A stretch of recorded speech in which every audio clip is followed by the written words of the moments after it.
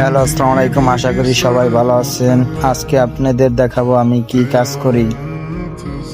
আমি বিরিয়ানির দোকানে বাবুর্চি কাজ করি। এই যেন আমাদের বিরিয়ানির দোকানের সব কিছু। এটা হলো হান্ডি পাতিল দোয়ার জায়গা। এটা হলো বাবুর্চির কেচিং রুম। কাচ্চি বহানো আছে। 3-4টা কাচ্চি বহানো আছে বর্তমানে। এটি যাওয়ার পর আরো বহামু। এটা হইলো মশলার তাক। মশলা রাখি এনে, নিচে মশলা রাখি এনে, সারি সারি ডেক বসানো আছে।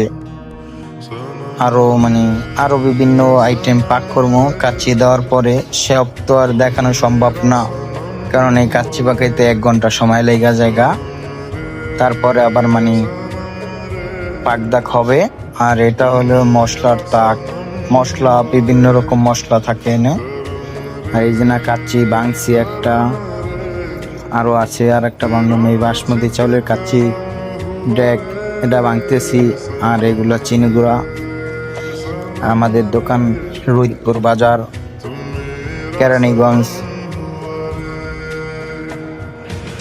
সব মিলে আমরা আছি মোটামুটি, আলহামদুলিল্লাহ ভালোই বেঁচে কিনি মোটামুটি আছে।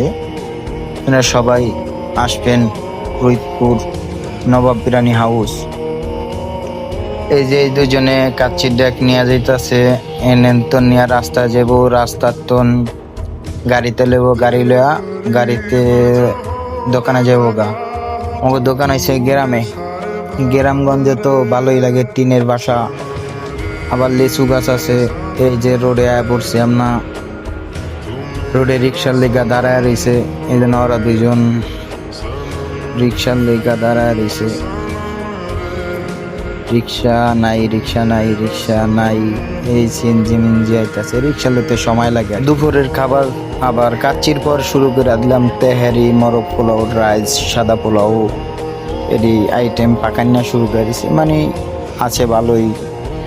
এই ডাবিতে 10 কেজি, আর পোলাও পাকাইতে আছি 18 কেজি। ওই পাশে তেহারি আছে 10 কেজি। সবকিছু মিলে এই পাক দাক চলতেছে। সবাই দোয়া করবেন যে ভালোভাবে সুস্থভাবে পাকদাক করতে পারি। আমার কর্মটারই সবসময় আমি বড়ভাবে দেখি। সবার কর্ম ঠিক রেখে সবকিছু করা লাগে। সব সময় চেষ্টা করবেন কর্ম ঠিক রাখবেন, তারপরে সবকিছু করবেন, এটাই বেস্ট হবে। ঠিক আছে। মেডেরে মুরগির বড়ি গোস পাকাইতে দিছি। মেডে তো মুরগির বড়ি গোস এমন ভাবে পাকাইছে, লাগে যেমন নেরবেড়া খিচুড়ি পাকা লাইছে।